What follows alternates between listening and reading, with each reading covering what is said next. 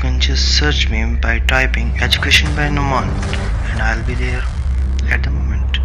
For more educational videos, please subscribe my channel Education by Numan, the bell icon for all.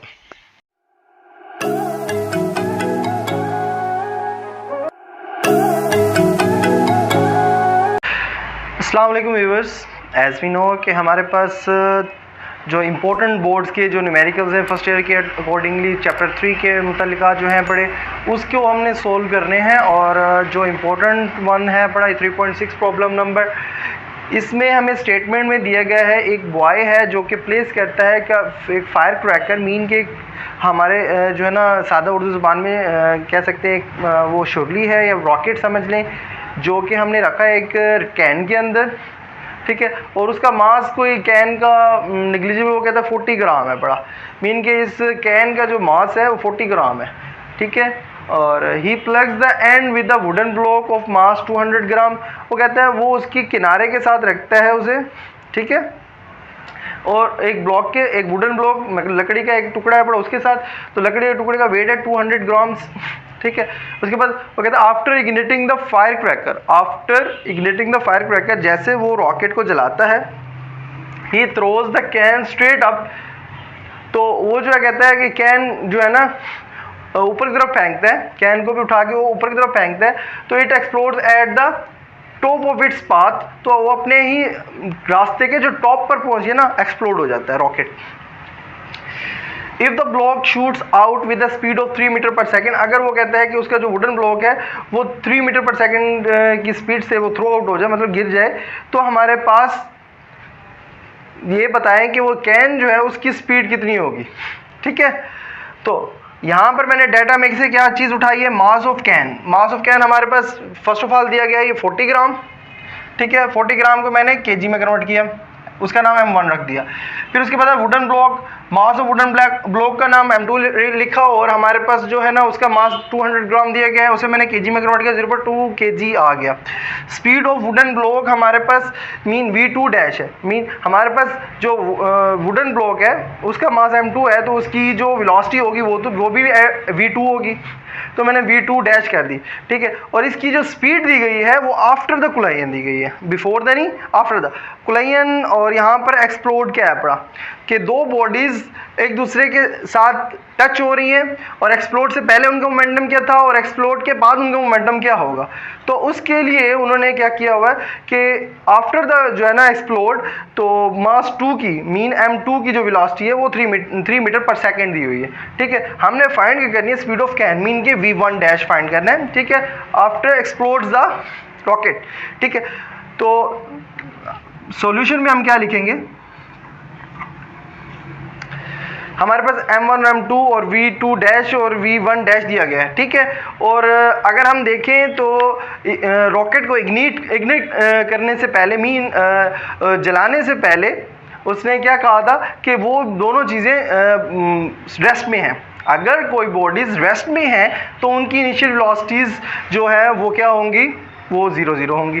तो हमारे पास जो basic वो हो गई V1 मीन M1 की वेलोसिटी बिफोर एक्सप्लोड्स वो 0 हो जाएगी, और V2 बिफोर एक्सप्लोड्स हमारे पास क्या हो जाएगी, वो भी 0, क्योंकि दोनों रेस्ट में हैं, दोनों बॉडीज दोनों मासेस, तो इसलिए एक्सप्लोड से पहले उनकी वेलोसिटीज 0 होंगी।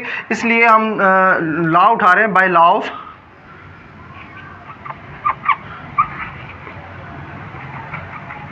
Conservation of momentum. तो before explodes momentum of bodies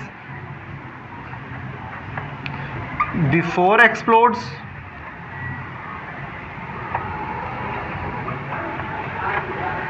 is equal to momentum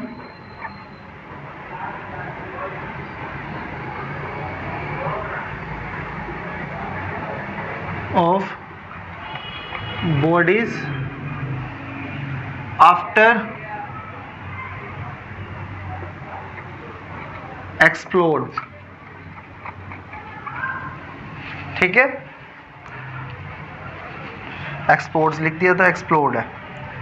अच्छा, अब मोमेंटम बॉडी का m1 का m1 v1 plus m2 v2 is equal to m1 v1 dash plus m2 v2 dash. Initial losses दोनों होने की वजह से दोनों की वैल्यू 0 0 पुट करेंगे तो 0 m1 plus m2 into 0 m1 v1 dash plus m2 v2 dash. उसके बाद ये बोथ वैल्यू 0 0 हो जाएंगी, तो हमारे पास ये क्या हो जाएगा 0 is equal to m1 v1 dash plus m2 v2 dash, ठीक है। तो यहाँ से हमारे पास जो है ना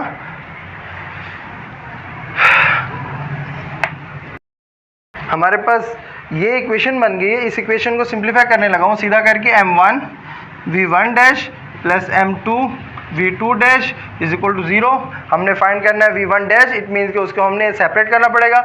m2 v2 dash right side पे लेके जाएंगे, माइनस का m2 v2 डैश हो जाएगा, m1 v1 dash as it is, m1 इधर डिवाइड कर देंगे बोथ साइड पर, तो हमारे पास फार्मूला बन जाएगा v1 dash is equal to minus m2 v2 dash divided by m1।